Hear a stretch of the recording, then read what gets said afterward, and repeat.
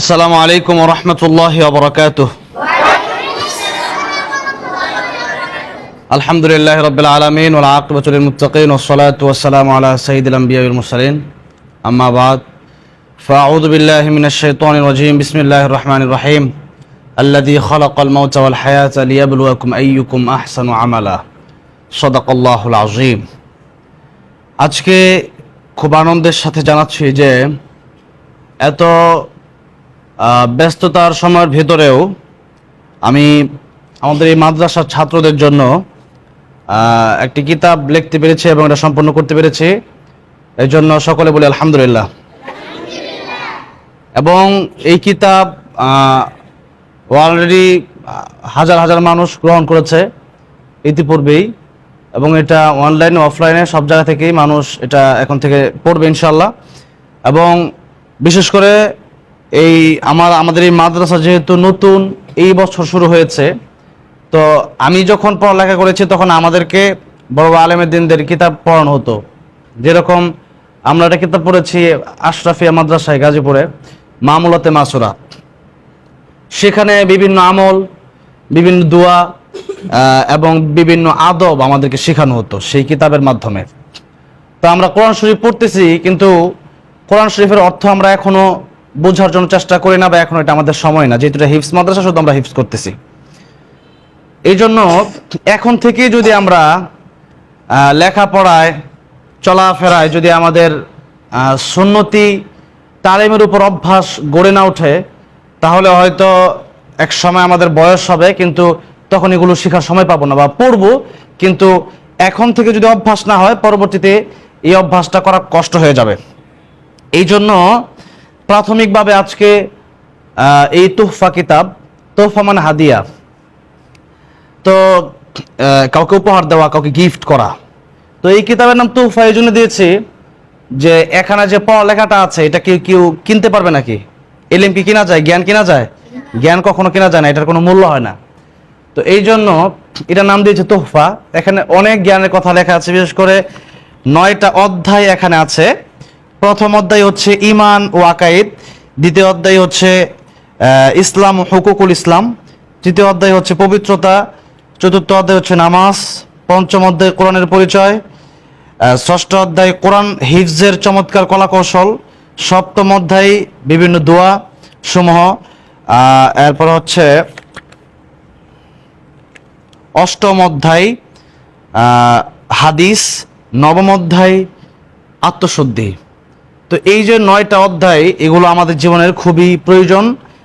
তো ঈমান কাকে বলে, ইসলাম কাকে বলে, এরপরে সন্তানের হক কি, পিতামাতার হক কি, উস্তাদের কি হক, হ্যাঁ, এরপরে আল্লাহর হক, কোরআনের হক। তো এই হকগুলো নিয়ে এখানে লম্বা দীর্ঘ আলোচনা আছে।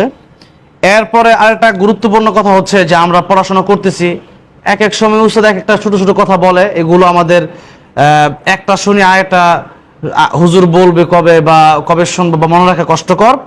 এই জন্য কিভাবে আমরা সাত সবক আমক্তা ইয়াদ করব, এই বিষয়টাও খুব সুন্দরভাবে কলাকৌশল, কিভাবে আমরা খুব দ্রুত হিফজ আয়াত নিতে পারবো, কিভাবে আমরা তেলাওয়াত করে কোরআন শরীফটা ইয়াদ রাখতে পারবো, এই বিষয়গুলো এখানে দেওয়া আছে।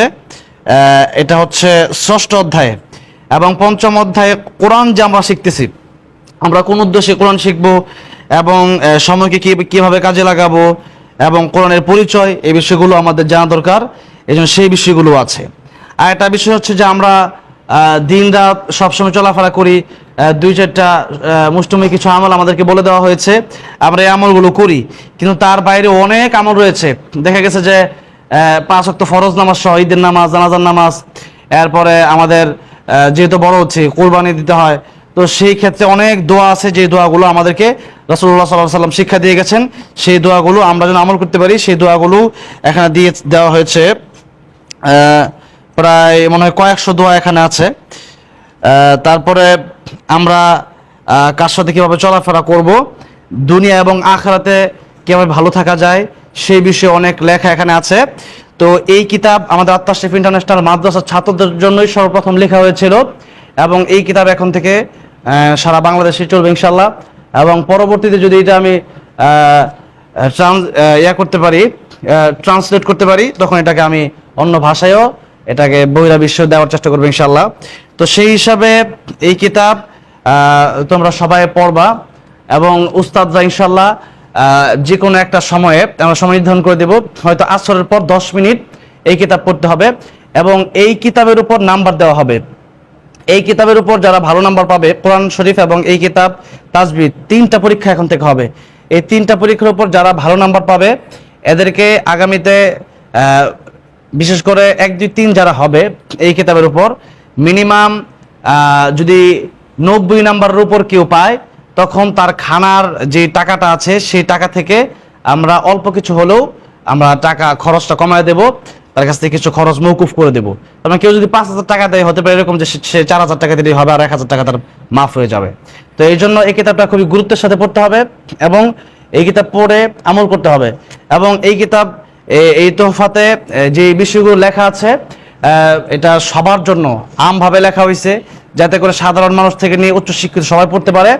তবে আমাদের মাদ্রাসার যেহেতু ছাত্ররা সবসময় কোরআন পড়তেছে, সবসময় আমল নিয়ে ব্যস্ত আছে, এই জন্য এই কিতাবের নির্দিষ্ট কিছু দোয়া, নির্দিষ্ট কিছু হাদিস এবং নির্দিষ্ট কিছু কোরআনের পরিচয় সহ কিছু কলা কৌশল, ইমান ইসলাম থেকে কিছু কথা কিছু হক, উস্তাদের হক, মা বাবার হক, এরকম কিছু কিছু জায়গা আমি সবাইকে বলে দেবো এক সময়। যেই জায়গা আমি দাগায় দেবো বা বলে দেবো, ওই জায়গা থেকে তোমরা পড়লেই হবে। যেরকম এই কিতাবে 160 পৃষ্ঠা আছে, তো তোমরা এখানে 160 পৃষ্ঠা পড়া লাগবে না, ধরো 80 পৃষ্ঠা বা 90 পৃষ্ঠা যদি পড়ো তাহলে হয়তো তোমাদের হয়ে যাবে। যেহেতু প্রথম পরীক্ষা শেষ, দ্বিতীয় সময় পরীক্ষায় তোমাদের যে এখানে মনে করো যে 30 থেকে 40 পৃষ্ঠা তোমাদেরকে দেওয়া হবে, এরপর আবার বার্ষিক পরীক্ষাতে পুরো 90 পৃষ্ঠা দেওয়া হবে। এইভাবে তোমরা এই কিতাবটা পড়বা এবং প্রত্যেক দিন আসরের পর যে উস্তাদ আছেন তোমাদেরকে সেই উস্তাদগণ এই কিতাব তোমাদেরকে পড়াবে।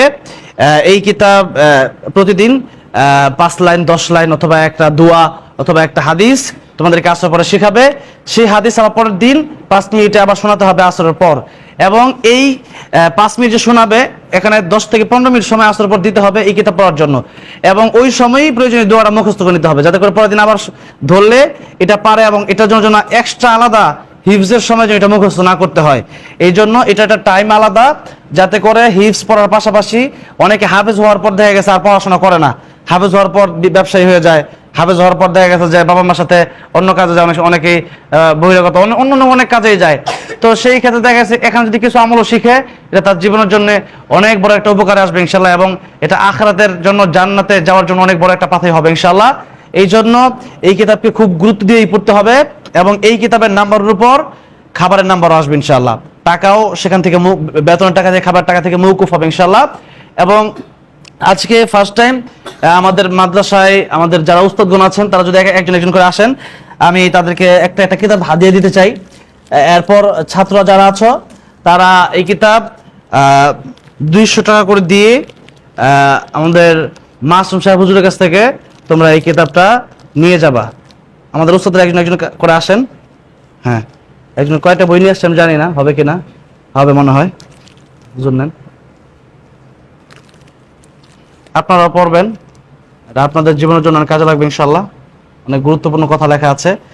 তো ঠিক আছে, তো এই ব্যাপারটা হচ্ছে যে কিতাব তো আমি এমনি লিখিনি, এটা অনেক পরিশ্রম হয়েছে এবং বড়দের কিতাব থেকেই অনেক কথা এখানে নকলও করা হয়েছে। নকল বলতে বড়দের অনেক কিতাবের সমষ্টি এখানে একটা কিতাব লেখা হয়েছে, সবাই নকল করেই লিখে, সেটা হচ্ছে কোরআন এবং সুন্নাহ থেকে। তো সেই ক্ষেত্রে কোরআন, সুন্নাহ এবং বড়দের কাছ থেকে নিয়েই একটা কিতাব লিখেছে। এবং এই কিতাবটা আমি কেন লিখলাম, আমি বলছি যে এই তোহফা কিতাবটা আমি কেন লিখলাম। এর কারণ হচ্ছে যে আমি কিছু কিতাব দেখেছিলাম, যেই কিতাবে দেখা গেছে কিছু দুয়ার কিতাব আলাদা, হাদিসের কিতাব আলাদা, এরপর ইমানের বিষয়ে কিতাব আলাদা, হুকুকুল ইসলামের বিষয়ে কিতাব আলাদা, আত্মশুদ্ধির বিষয়ে কিতাব আলাদা। তো এই কিতাবটাতে সংক্ষিপ্ত কথায় অনেক বেশি 160 পৃষ্ঠার ভিতরে এমন কিছু কথা লেখা হয়েছে যা 1000 পৃষ্ঠার সমান আমি মনে করছি।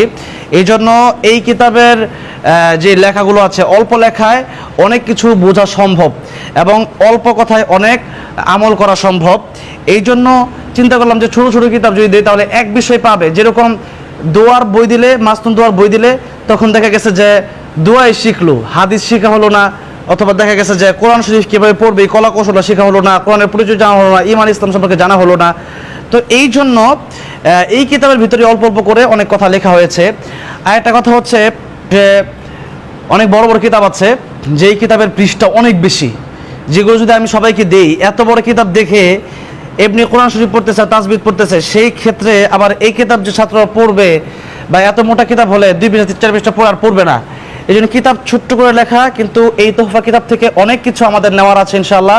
কারণ এখানে যেহেতু 9টা অধ্যায় আছে, ইমান, ইসলাম, বাবা মার হক, উস্তাদের হক, দোয়া, হাদিস, আত্মশুদ্ধি, এই জন্য অনেক বিষয়গুলো এই ছোট্ট কিতাব থেকে আমরা নিতে পারবো ইনশাআল্লাহ। এই জন্য এই তোহফা কিতাব আমাদের অনেক বড় প্রয়োজন এবং আমাদের জীবন অনেক কাজে লাগবে। এবং এই কিতাবের মাধ্যমে যেন আল্লাহ সুবহানাহু ওয়া তাআলা আমাদের দুনিয়ার কল্যাণ এবং আখিরাতের কল্যাণ দান করেন, আমিন। আসসালামু আলাইকুম ওয়া রাহমাতুল্লাহি ওয়া বারাকাতুহু।